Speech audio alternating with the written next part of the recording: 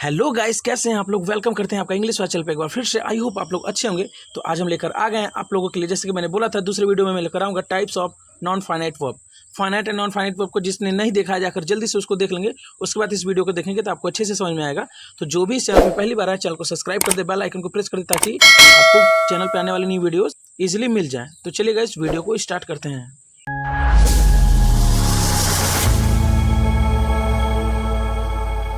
तो गाइस बात करते हैं यहाँ पे types of non finite verb. तो जैसा कि मैंने उस दिन बताया था, आज फिर से देख लीजिए ध्यान से कि नॉन फाइनाइट को निम्नलिखित 3 प्रकार होते हैं। ठीक है, इनको 3 प्रकार के रूप में बांटा गया है। नंबर 1 है हमारा इन्फिनेटिव, नंबर 2 है हमारा जिरंड, नंबर 3 हमारा पार्टिसिपल। आइए बात करते हैं इन्फिनेटिव की। इन्फिनेटिव की दिया है पहचान। हिंदी के वाक्य में यदि क्रिया में ना, नी, ने लगा हो तब वह क्रिया नहीं होती बल्कि उसे इन्फिनेटिव कहते हैं। ठीक ना, उसके लास्ट में ना, नी, ने लगा रहेगा आपके हिंदी का जो भी सेंटेंस रहेगा। अब रूल्स देख लेते हैं। दिया है साधारण वर्ब की फॉर्म से पहले टू लगाने से इन्फिनेटिव बन जाती है, किंतु इन्फिनेटिव के निम्नवर्णित रूप भी होते हैं। इन्फिनेटिव यानी टू प्लस वर्ब, इतना आपको याद रहेगा तो आप पता कर लेंगे कि इन्फिनेटिव का यानी टू रहेगा, उसके साथ वर्ब रहेगा। आइए हम आपको समझाते हैं अच्छे से एग्जाम्पल के माध्यम से। सिंपल इन्फिनेटिव में क्या होता है? एक्टिव में to plus verb. Perfect infinitive में क्या होता है? टू है प्लस वर्ब की थर्ड फॉर्म। उसी तरह होता है सिंपल इन्फिनेटिव में, पैसिव में to plus be plus verb की थर्ड फॉर्म। ठीक है, बी यानी हेल्पिंग वर्ब, जैसे कि मैंने आपको बताया था बी के अंतर्गत जो आते हैं is, are, am, was, were. To have plus been verb की थर्ड फॉर्म। ठीक ना, तो आपने देखा कि सिंपल इन्फिनेटिव में क्या होता है और परफेक्ट इन्फिनेटिव क्या है। परफेक्ट में जानते हैं हैज़, हैव का यूज होगा और वर्ब की थर्ड फॉर्म रहती है। उसी तरह सिंपल इन्फिनेटिव में क्या होगा? टू प्लस वर्ब की फर्स्ट फॉर्म रहेगी एक्टिव में और पैसिव में रहेगी वर्ब की थर्ड फॉर्म। जैसे कि आपको पता है, अभी एक्टिव पैसिव के बारे में पढ़ाऊंगा आपको तो बताऊंगा कि वर्ब की फॉर्म हमेशा उसमें थर्ड रूप में यूज होती है। ठीक ना, जैसे कि यहाँ पे दिया हुआ परफेक्ट इन्फिनेटिव में मुख्य क्रिया मेन वर्ब से पहले कार्य के पूर्ण हो जाने का बोध होता है। ठीक ना, परफेक्ट इन्फिनेटिव से क्या होता है कि मुख्य क्रिया जो होती है आपका मेन वर्ब पहले कार्य के पूर्ण हो जाने का बोध होता है, कि उसमें कार्य का पूरा होने का बोध होता है। ठीक है, परफेक्ट में। आइए एग्जाम्पल के माध्यम से समझते हैं। एग्जाम्पल दिया है उसे बैठने के लिए कुर्सी दो, give him a chair to sit on. ये क्या है? सिंपल इन्फिनेटिव है। क्या कर रहा है इसमें? Give him a chair to sit on. उसको चेयर दो किस लिए? सिट ऑन, बैठने के लिए। देख रहे हैं ना, तो यहाँ पे सिंपल इन्फिनेटिव है। दूसरा वाला है वह व्यक्ति विश्वास करने के योग्य नहीं है, that man is not to be trusted. ये सिंपल इन्फिनेटिव इन पैसिव है। देख रहे हैं ना, टू बी इंटरेस्टेड, ट्रस्टेड, देख रहे हैं ना, ट्रस्टेड है वो आपकी थर्ड फॉर्म लगी, इसलिए क्या है? सिंपल इन्फिनेटिव पैसिव है इसमें है। ठीक ना, यहाँ पे दिया तीसरा, वह सूची में प्रथम आने से बहुत प्रसन्न था, he was very glad to have topped the list. Perfect infinitive activity है। ठीक ना, क्यों? क्योंकि हैव लगा है प्लस वो आपकी थर्ड फॉर्म है, तो ये क्या है? हमारा परफेक्ट है। ठीक है, आपको समझ में आया होगा। ऑलवेज रिमेंबर में ध्यान देंगे कि यदि वाक्य में कोई उद्देश्य पर्पस व्यक्त किया जाए जिसमें हिंदी में अधिकतर के लिए, ठीक ना, अधिकतर के लिए लगा होता है, तब इन्फिनेटिव का प्रयोग करना चाहिए, जिरंड का नहीं। ठीक ना, आपको इन्फिनेटिव का प्रयोग कब करना है? जब हिंदी वाक्य में अक्सर इसका के लिए यूज आया हो, तब आपको क्या करना है? तब आपको इन्फिनेटिव का प्रयोग करना है, जिसमें होता है to plus verb. Simple infinitive क्या होता है? टू प्लस वर्ब होता है। और परफेक्ट इन्फिनेटिव क्या होता है? टू प्लस है प्लस टू प्लस वर्ब की थर्ड फॉर्म। ठीक ना, जैसे कि मैंने आपको बताया नीचे दिया, जैसे वह बाग में घूमने के लिए जाता है। उद्देश्य क्या है? He goes for walking in the garden. ये क्या है? ये हमारा इनकरेक्ट है। इसका करेक्ट क्या होगा?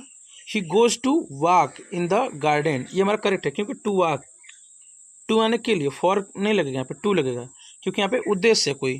ठीक है, के लिए, जैसे कि मैंने आपको बताया था ना, यहाँ पे के लिए आएगा उसके लिए आप किसका यूज़ करेंगे? उसके लिए आप इन्फिनेटिव का यूज़ करेंगे, जैसे कि मैंने आपको ऊपर बताया। देख रहे हैं ना।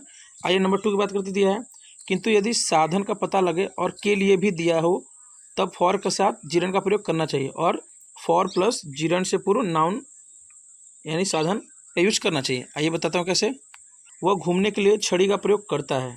देख रहे ना, he uses a stick to walk. तो यहाँ पे टू वॉक नहीं रहेगा, क्योंकि यहाँ पे साधन दिया हुआ है।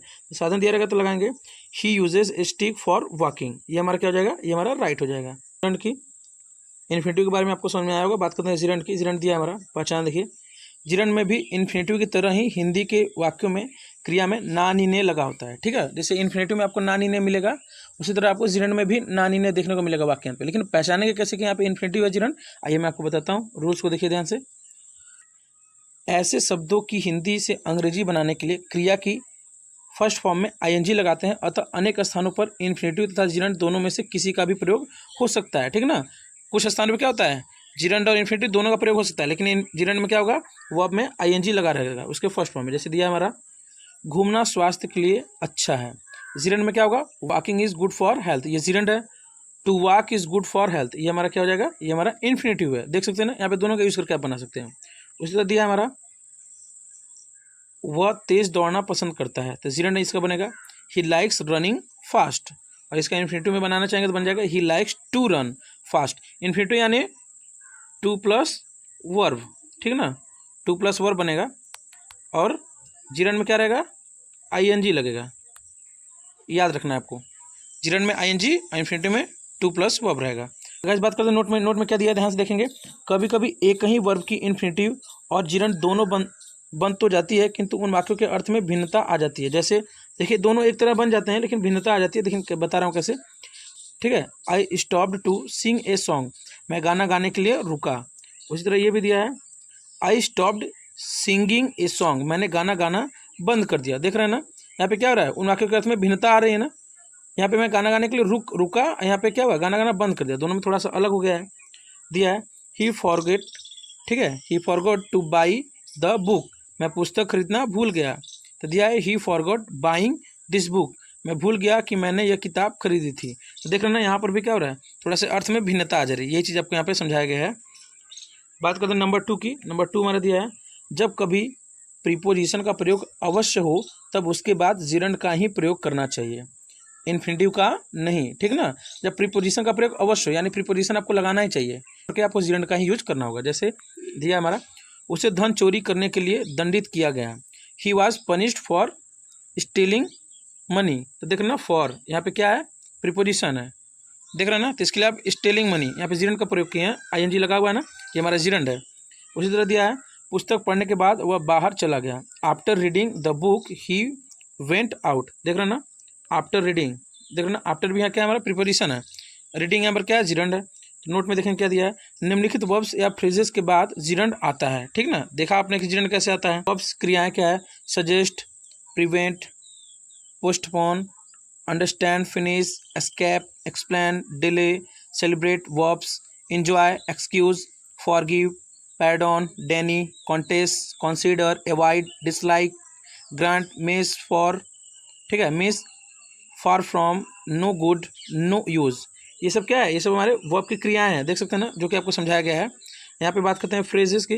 फ्रेजेस यानी वाक्यांश होता है, दिया हुआ है, go on, keep on, put off, seek off, used to, with view to, look, forward to, fond of, capable.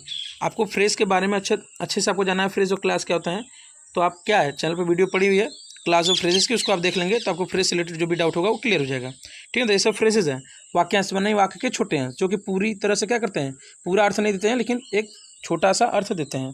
आइए बात करते हैं वर्बल नाउन की। वर्बल नाउन में भी जिरंड की भांति क्रिया में ना नी ने लगा होता है। देखिए जैसे कि आप इन्फिनिटिव में भी आपको ना नी देखने को मिला, जिरंड में भी ना नी देखने को मिला। अब हम यहाँ पे बात करें वर्बल नाउन की, इसमें भी क्या होता है, जिरंड के भांति आपको ना नी ने लगा होता है, और इसे भी वर्ब की फर्स्ट फॉर्म में आईएनजी लगाकर बनाते हैं। किंतु जब जिरंड के बाद ऑफ का प्रयोग हो रहा हो तब जिरंड से पूर्व द करना आवश्यक हो जाता है, ठीक है ना। क्या होता है, जब जिरंड के बाद क्या हो, ऑफ का प्रयोग हो रहा हो, जब जिरंड के बाद अगर ऑफ आप लगा रहे हैं तो जिरंड के पहले आपको द करना आवश्यक हो जाता है, द लगाना आवश्यक होता है। जैसे दिया है ना, वर्बल नाउन बराबर क्या होता है, gerund the plus gerund plus of, ठीक है। वर्बल नाउन यही होता है, यानी द के पहले आपको, जिरंड के पहले आपको द लगाना है। देखिए वर्बल नाउन क्या होता है, जिरंड के पहले आपको द लगाना है जब आप ऑफ का यूज कर रहे हो जिरंड के बाद। आइए मैं आपको एग्जाम्पल के माध्यम समझाता हूँ। चित्र का बनाना एक अच्छी कला है, चित्र का बनाना एक अच्छी कला है।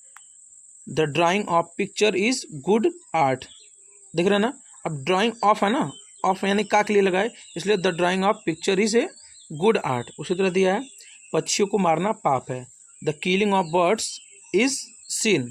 देख रहे हैं ना, द लगाया और ऑफ का यूज हुआ है, उसी तरह यहाँ पे भी लगाया द और ऑफ। तो देख रहे हैं ना, ये हमारा वर्बल नाउन है, ठीक है। इसके लिए आपको परेशान नहीं होना है, जिरंड का ही एक रूप है, बस इसमें द, जिरंड प्लस क्या लग जाता है, ऑफ लग जाता है, इसलिए इसको वर्बल नाउन के नाम से जानते हैं। आइए बात करते हैं पार्टिसिपल की।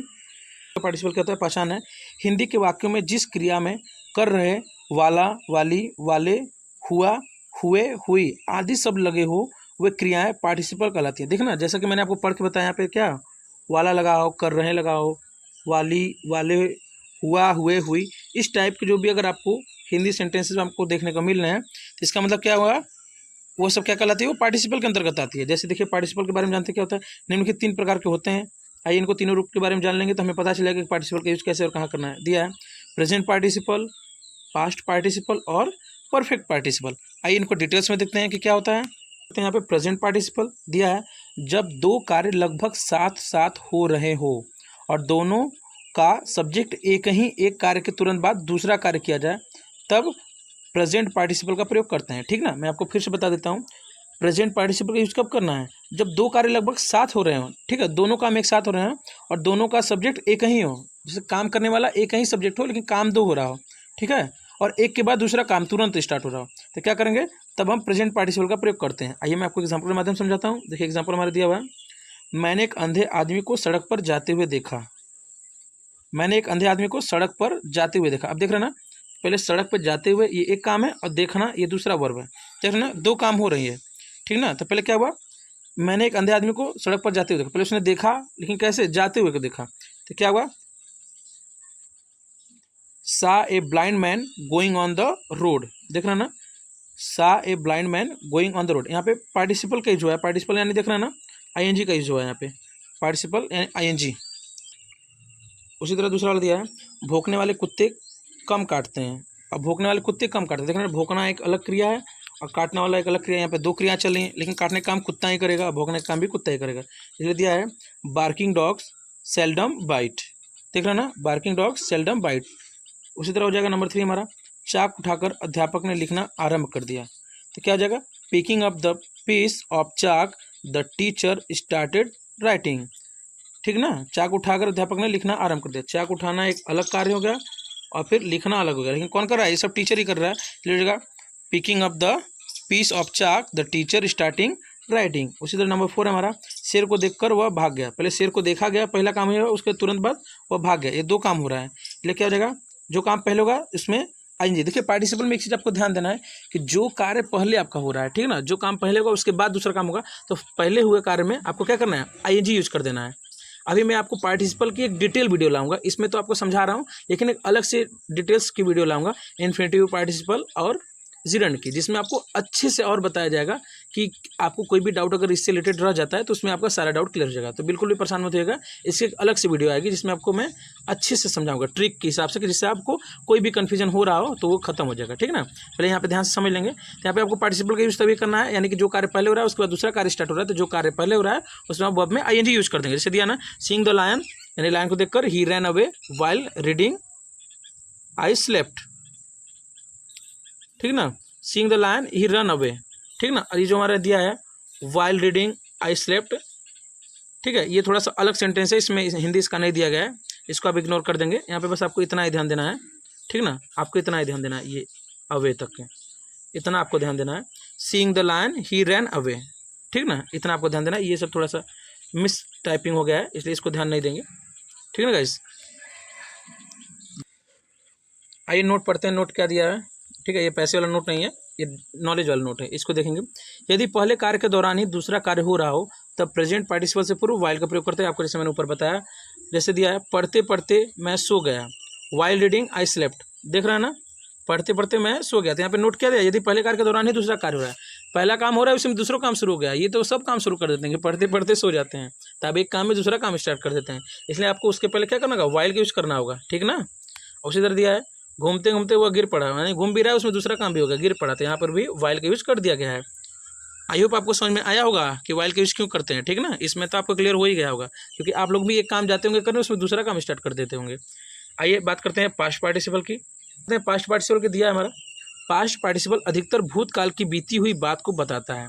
ठीक है, पास्ट पार्टिसिपल क्या करता है, अधिकतर भूतकाल की बीती हुई बात को बताता है तथा किसी व्यक्ति वस्तु की विशेषता बताता है। इसे वर्ब की थर्ड फॉर्म से बनाया जाता है।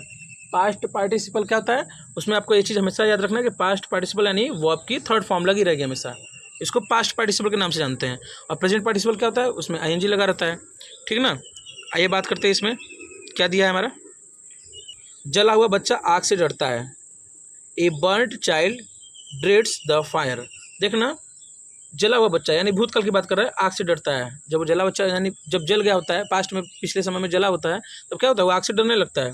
उसी तरह दिया है मुरझाए हुए फूल सुंदर नहीं होते, faded flowers are not beautiful. तो मुरझाए हुए फूल यानी पहले से मुरझा गए हैं पास्ट काल में, ठीक है ना, अब क्या आ रहा है, ब्यूटीफुल नहीं होते। तो देख रहे हैं ना यहाँ पे आपको जो पार्टिसिपल देखने को मिल रहा है यहाँ पे, तो पार्टिसिपल क्या है, फ्लेडेड, ये हमारा पार्टिसिपल है।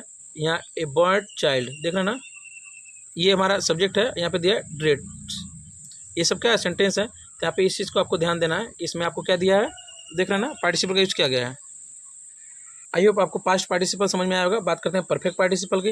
दिया है यह अधिकतर उस दशा में प्रयोग किया जाता है जब एक कार्य पूर्ण रूप से समाप्त होने के बाद दूसरा आरंभ होता है।